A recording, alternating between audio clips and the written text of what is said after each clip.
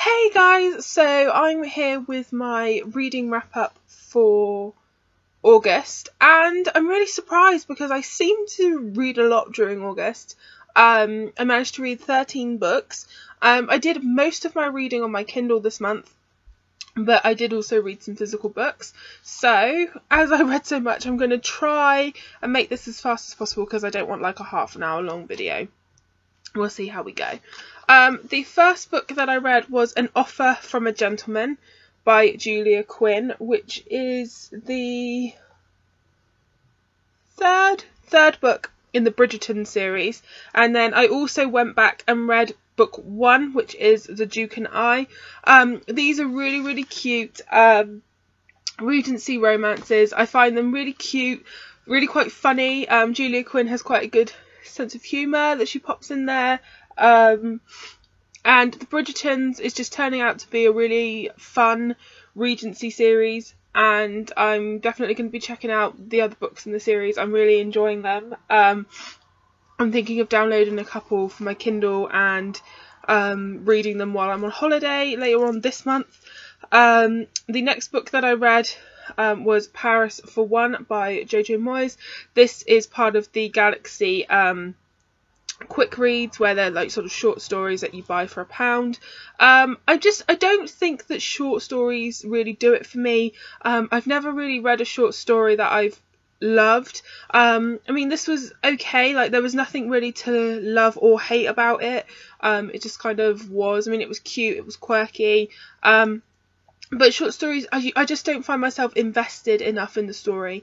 But it was enjoyable enough, and it was a quick read. So I gave it sort of like 2.5, 3 out of 5.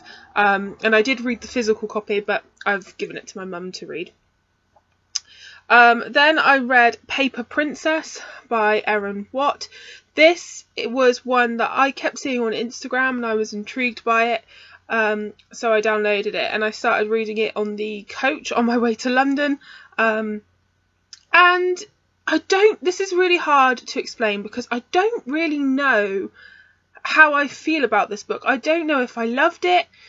I don't think I hated it, but it was just so kind of, I don't 100% know if I liked what I was reading, but something kept me reading. It's about a young girl called Ella, and her mum passed away, but she's trying to sort of get by herself as best she can. So she's basically got her mum's ID, and is working at like a strip joint. She's putting herself through school, and then one day this guy called Callum Royal just turns up completely out of the blue and takes her. Basically, he says that he's her legal guardian, and so he goes and takes her, and she ends up living with him. But he has 5 sons, and they're all pretty messed up. They're very rich, and they basically are just completely messed up. Their mum died, and I mean, one of the brothers has like a gambling and painkiller addiction. One of them basically does underground fighting. The 2 twins like share a girlfriend, and the oldest one there's something clearly wrong with him, but he's very quiet and you don't really know what is up with him. And she ends up falling for one of the brothers, but one of the he's an ass, and then there might be some more to him, and then it's just all very it's described as this generation's Cruel Intentions, and that's pretty much how I would describe it. Like, there's a lot of drama going on, rich kids, and I think if you like your soap operas and your dramas and stuff, this would be really good. So I'm really on the fence as to whether I liked it or whether I was just hooked on it. I don't know. But I did pick up the sequel to try and make up my mind, and I'm still undecided, but obviously I keep reading it and I do want to know what happens, and there was a killer cliffhanger on this one as well, so no doubt I will have to read the next book.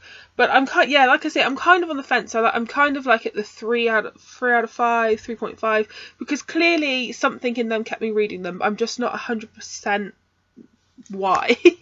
Because I'm not normally one for sort of drama and stuff like that, but clearly something about these books is keeping me reading. And then I read Ever After, a Cinderella Story by Wendy Logia. I'm not quite sure how you pronounce that.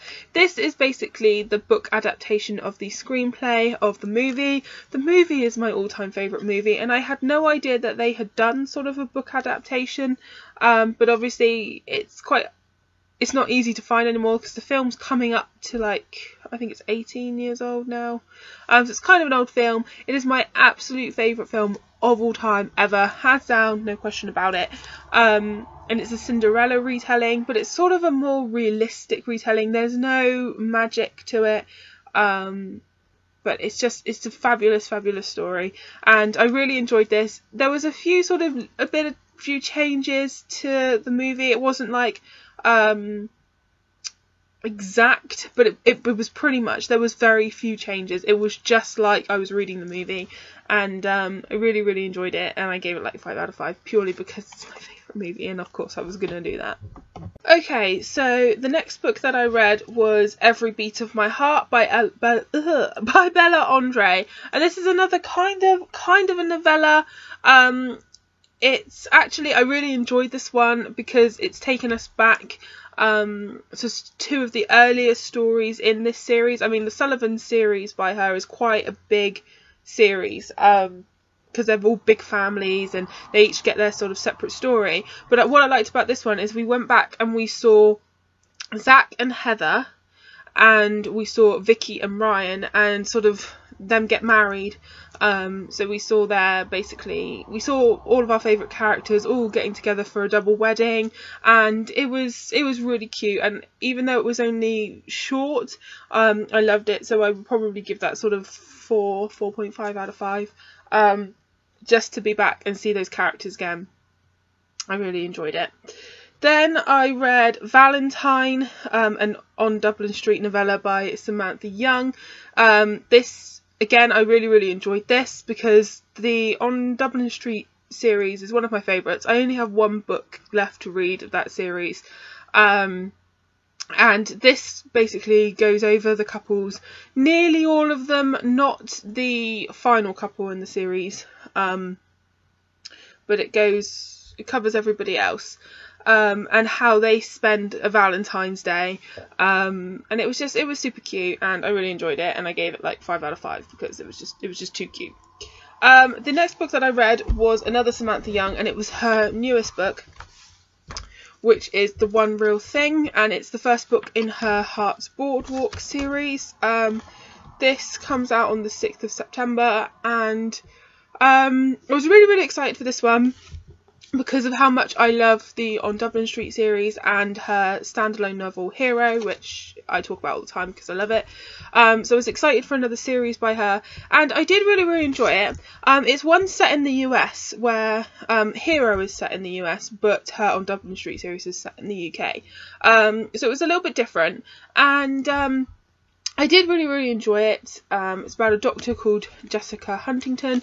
She's sort of like always kind of detached and professional, like she's got a friends with benefits sort of relationship with a fellow doctor. She doesn't really want to complicate her life or anything like that, and then she finds, while she's working, because she's a prison doctor, while she's working in the prison, she finds some letters that never got sent, and they're from this woman that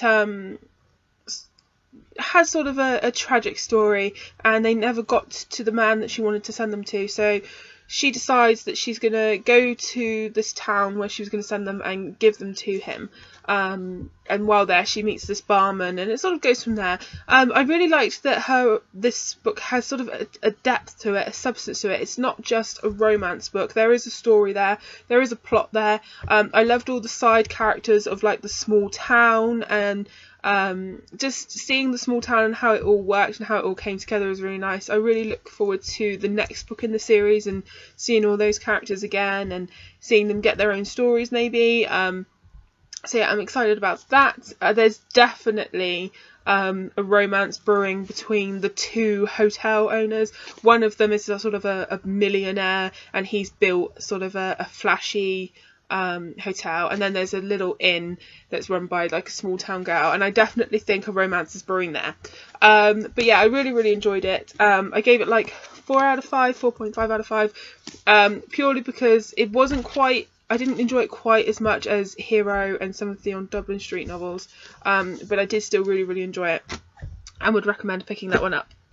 The next book that I read, I've had to make a list of my ratings because I read so many books this month that I couldn't remember them all. The next book that I read was another physical one, and it was one of the books that I picked up in foils, and that's The Mother Goose Diaries by Chris Colfer. This was brilliant. I'm so glad I picked this up because I hadn't picked them up before because I didn't know whether they were worth reading. They're only like short little things, and I was like, and then I thought, come on, they're Land of Stories related and they're by Chris Colfer, so clearly I had to pick them up. And I'm really glad that I did. This was so funny. Mother Goose is one of the funniest characters in the Land of Stories series, and this is basically just all in her own words, how she came to be with Lester the Goose, and it's just really funny and really short, and all, about all her adventures, and it was really cute, and I would give it 5 out of 5. And right, what did I read next? I think I only read 12 books, now that I'm thinking about it.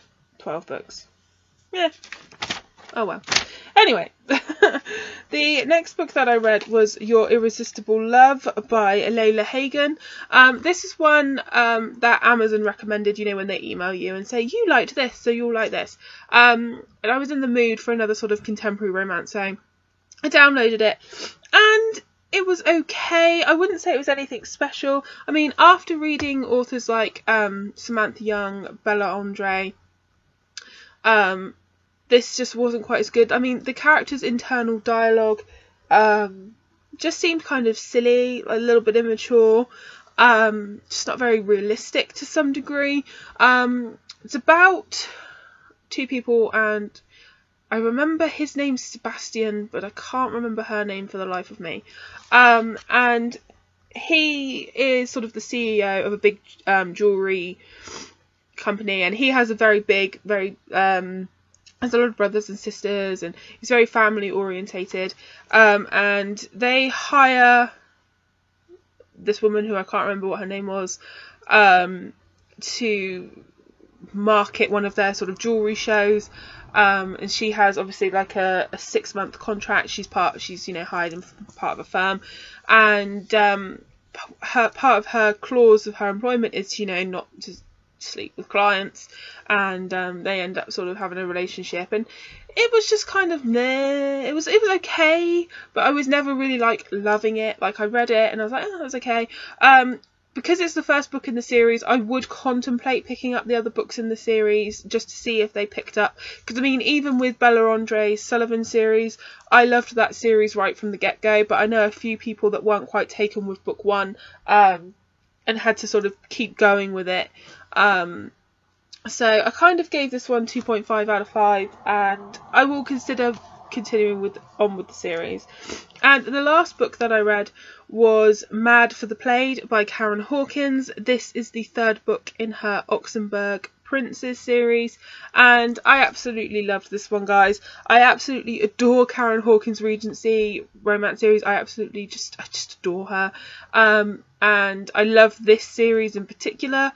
The only sort of thing that I would say about this one is that a lot of it is spent with the characters journeying, so it feels like some chapters start the same, like, the next morning, then then they were packing up and making camp, and so that element of it was a little bit repetitive, but the actual story and the romance I really enjoyed, and would recommend picking this series up. You don't have to read them in order because they're each sort of individual story, but I would still consider picking up the first book first, just so that you get to know all the characters and just grow to love it. So that's everything that I read in August, guys. If you've read any of these books, let me know in the comments down below. If any of them are on your to be read piles, also let me know. Thanks so much for watching, and I'll see you all soon. Happy reading, guys.